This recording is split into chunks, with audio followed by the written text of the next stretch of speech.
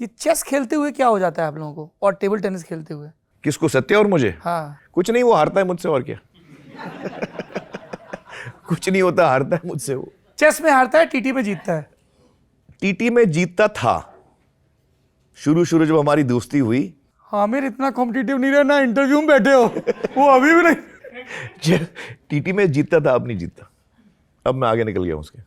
हाँ, शतरंज में तो हमेशा से हराता था मैं उसको, अब टीटी में भी हरा देता हूँ। पहले कौन सा गेम पकड़ा आपने? Lawn tennis? नहीं, मैं तो बचपन से ही, मुझे स्पोर्ट्स का बहुत शौक था।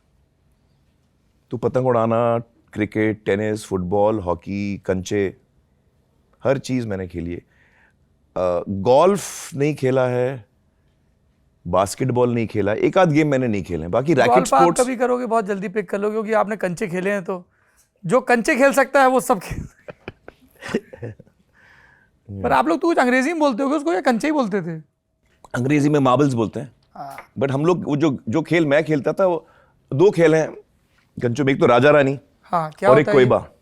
राजा रानी में आप वो ऐसी उंगली से मारते हैं, बट इंट चटकाना बोलते हैं हाँ, उसको हमारे और यहाँ। कोयबा जो है वो एक स्क्वायर बनता है जिसमें आपके पास दो बड़ी कंचे होती हैं, स्मॉल साइज की नहीं होती, बड़े होते हैं, उसको डफ बोलते हैं। तो दो फेंकते हैं और फिर तीसरे से आप मारते हैं, जो बताया जाए उस जो पे। बताया जाए उस पे मारना। तो कोयबा ज्यादा खेलता था मैं। जीत के आते थे? मैं काफी अच्छा खेलता था। अच्छा, इतना शौक था मुझे कि मैं वो अपने साथ ही रखता था। एक्टर बन गया था मैं, लेकिन वो जो 4 सफेद बड़ी गोटियां होती हैं वो हमेशा मेरे साथ चलती थी। तो शूटिंग पे भी अक्सर हम लोग शूटिंग के बाहर, स्टूडियो के बाहर जमीन पे मट्टी में लाइन बना के हम लोग शुरू हो जाते थे।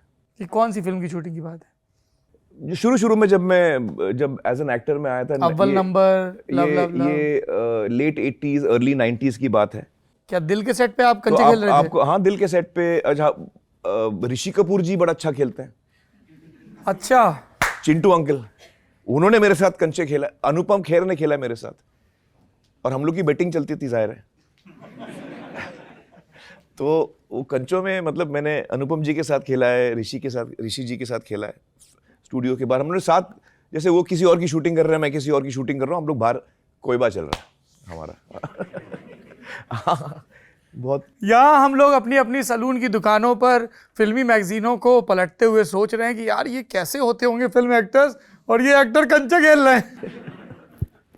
स्कूल डेज, बॉम्बे स्कॉटिश, जब आप शुरू में गए, 7वीं क्लास में गए थे, 8वीं में? एक्चुअली मेरी स्कूल की मेमोरीज तो सेंट एंस की ज्यादा हैं, हाँ, क्योंकि वहां पे मैंने ज्यादा वक्त बिताया। पहला स्कूल मेरा था पेटेड गर्ल्स हाई स्कूल, मैं लड़कियों के स्कूल में था। हाँ, ऑफ कोर्स। देखिए, वो स्कूल जो था ना, हमारे जहां हम रहते थे उसके बगल में स्कूल था, पेटेड गर्ल्स हाई स्कूल। तो मेरी जो बड़ी बहन थी निखत, वो भी वहीं थी। फिर जब मेरा वक्त आया स्कूल जाने का, तो पता नहीं क्यों अम्मी ने मुझे वहीं एडमिट करा दिया, क्योंकि उस स्कूल में केजी फर्स्ट और सेकंड, दूसरी कक्षा तक लड़कों को अलाउड था। थैंक गॉड, मतलब सिर्फ आपको अलाउ करते तो थोड़ा। नहीं, तो मेरे साथ 2 और लड़के थे, मुझे उनका नाम भी याद है। एक रविंदर था और एक अश्विनी था। कॉम्पिटिटर्स के नाम याद रहते हैं।